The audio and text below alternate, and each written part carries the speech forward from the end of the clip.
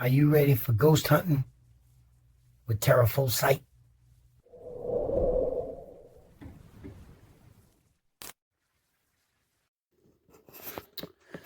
Is everybody in? Is everybody in? Ceremony is about to begin. I stop having some technical difficulties here. Good evening, ladies and gentlemen. Welcome to Ghost Hunting with Terrafullsight. I am your host, Archie. And it has been a long journey for me in the spirit world. I've been attracted to ghosts since the age of 4.5. I do have lots of footage, and also, if this goes right, I will be taking you along for the journey through live videos, if possible. What I am bringing forth to this is, like I said, a lot of footage that I've caught throughout the years, starting back in 2013. I mean, not only that, do I have stories of ghosts, which I like to do a little introduction here, of course. Starting at the age of 6. And at that time, my very first ghost encounter was in Air, Massachusetts. And like I say, I've been attracted to ghosts, or, attract ghosts for a long time. And of course, in the beginning, it wasn't disbelief, but it was like, it just wasn't there for me to pinpoint it, I would try to say, so I don't know, ignore it. I didn't realize I had this gift. But it doesn't matter how long or where I go. It doesn't take long for me to gather up evidence from a simple phone and a camera, 4K camera, which I will show you here. So far, this camera has not let me down. I do have to look up the name and the company still.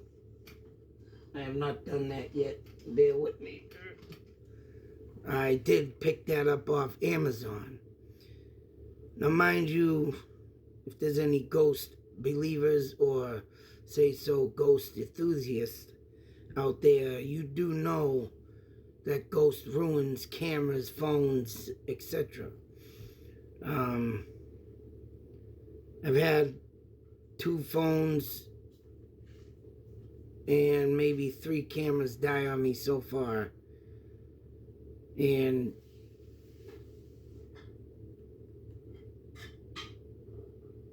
with the stories I have and the evidence I have, you will see why. But to start off, for the introduction, like I said, first ghost encounter, of course, I didn't have cameras back then. At 6, I didn't take many pictures or say so yet. Had my, thoughts, theories, and ideas on all this. I was 6 years old, of course. But to give you a good visual, and as I can see this still in the back of my head, and it always passes mind when I drive through this area, which was in Lancaster, Massachusetts. Keating Stone and Gravel in Lancaster was a frequent route that my father drove from visiting a family in Leominster, Mass, on Mechanic Street. And one night we were coming home from this visit, and there's a hill in between the Keating Company, and as if you're coming from the Fitchburg area way, Leominster, and you're driving down the hill, you have the right side and left side. The right side of the road has a huge quarry behind it. The left side has all the stone, gravel and stuff that, they crunch up and sell. And on the right side going down the hill, I was sitting in between the two seats, driver passenger. It had to have been maybe 7:30 at night. And as we passed the Keating entrance and the sharp corner turn and proceed down the hill, and I do have videos up of it, showing the area or whatever, but going down the hill, this dark figure jumped out on the side of the road. And mind you, on the right side is all, hill. It's all a slant. Up and over you would be to get to them quarries. Now, I asked to do a video there, but they wouldn't allow it. So I had to do it down the street. I mean, I wanted to go up and walk where that hill, went on top of, to give a visual of it, but they wouldn't let me do it. I asked if there was any, maybe retirees or people, old timers that still work there, but unfortunately, no. But as this figure jumped in the road and it stuck its arms out, like this, both sides. Now, one would think maybe it would be a drunk person, or, maybe someone that's just lost their mind. But what I seen that night was not a man. It didn't have no features. It didn't have no face. And from what I could see from the back seat, and I got the best view of it because I wasn't driving. My father did see it, and my brother was with us at the time. He saw it. And my father, whipped the car off to the left of the road, over the lines, tried to avoid the black figure. And he was like saying, "What the hell was that?" And he's asking my brother, and my brother was like, "I don't know. It was just happened so fast." But for what I seen, that thing just came out of nowhere and just hopped in the road. And just stood there with its arms sticking out like it was in type of football stance, not completely bent down, but it was like one of them where you do the practice move and you hold your arms up and you huddle back and forth, right? And it just stood there like that. The blackness is all I seen. And come to find out later on, in some articles I read looking up on that area, because I'm still curious of what that was, but I never can find out. I don't think I would ever find out, but what I have found out, and there's some articles that I've looked up online, someone doing some land history, and supposedly Tophet Swamp area is in that location. Tophet Swamps. It's supposedly where Native Americans as you would call them, witch doctors, did rituals. Tophet swamps. I guess it's spelled T-O-F-H, Tophet, T. But that's what I found up in some articles. Dig deep, looking into this stuff, and supposedly that's what was once there.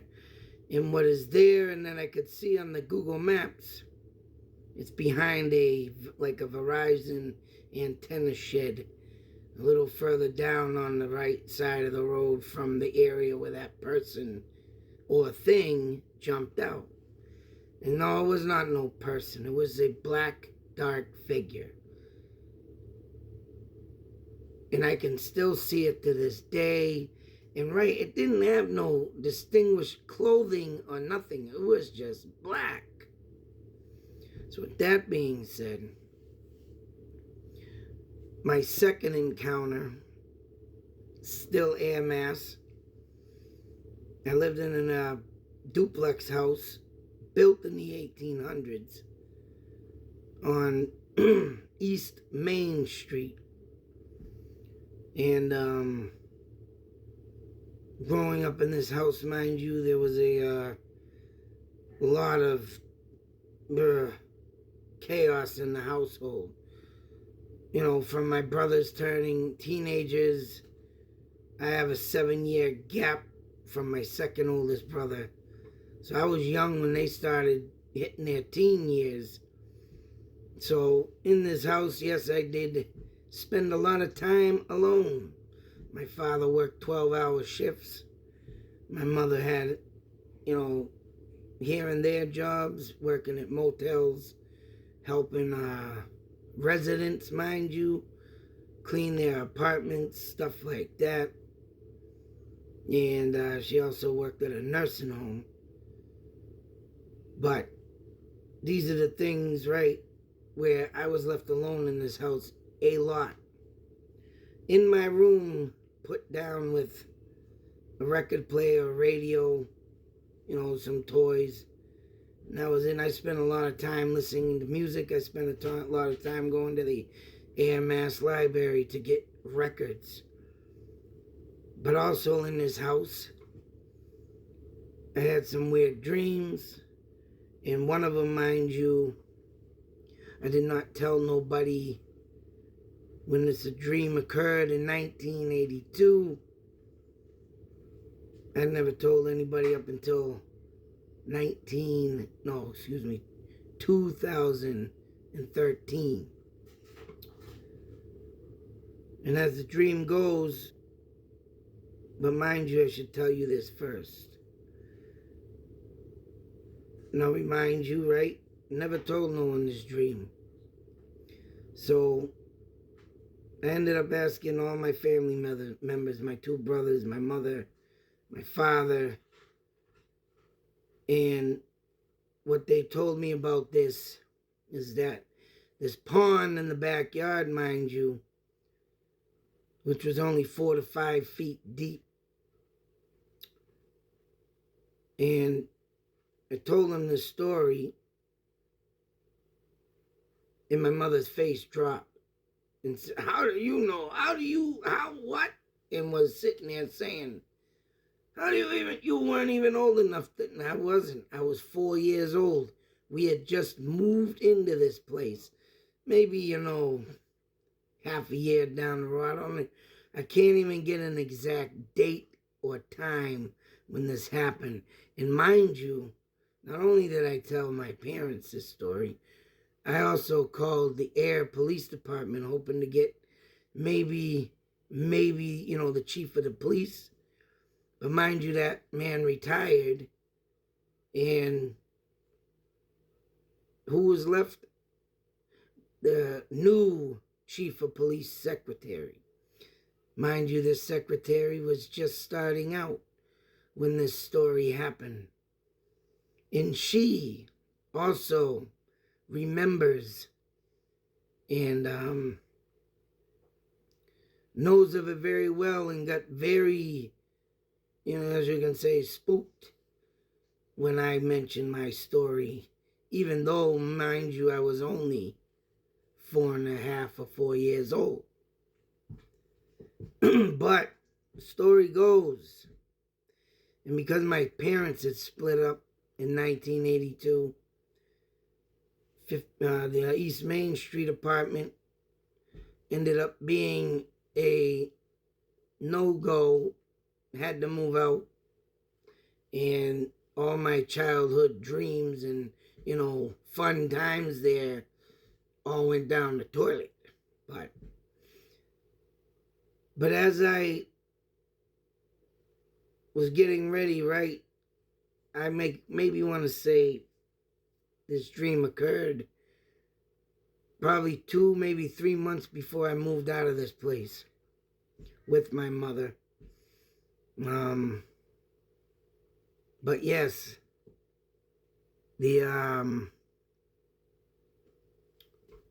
what had happened was, and mind you, this was a dream. But always remember, dreams have meaning. Dreams have a point. Dreams are something that are not to be forgotten. And I tell everybody of this. If you have a dream and it has some kind of storyline to it, you better either wake up and write it down immediately so you do not forget nothing. And I guarantee you, sometimes these dreams are going to lead you somewhere. And I've had dreams that led me to some places, boy. And one of them is really creeped me out. But in this dream, I'm going to my kitchen. Kitchen is where the room sits towards the pond in our backyard. As I walk through the kitchen door, I hear help, help, help constantly. Screaming, help! And it wasn't, all, not, all help, help, help, help, but it was like, help! Help! And I'm thinking, what the hell is that? And I went into the kitchen. Obviously, I was probably dreaming of food, right? Get something to eat. But I ended up going to the window. And looking out this window, it's pitch black. I can't see a thing. What had happened was the helps got louder. And by the last help, I woke up. Oh. Now remember, like I said, and I told this to my 4 family members, and I told it to the original secretary at the time, this story. And what had happened, Air had a mental asylum in it. Now, it wasn't for the violent or, say so, real deep mental patients. It was for, the mentally challenged, probably, let alone,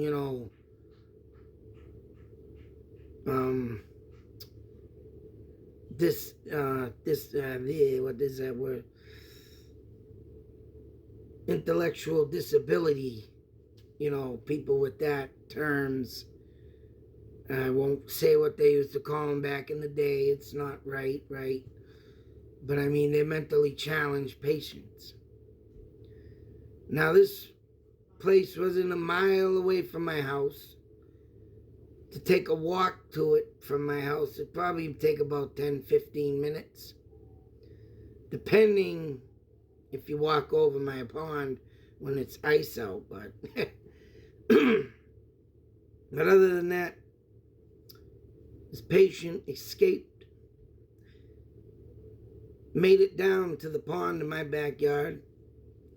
And as you know where I'm going with this, the mental patient drowned in the backyard.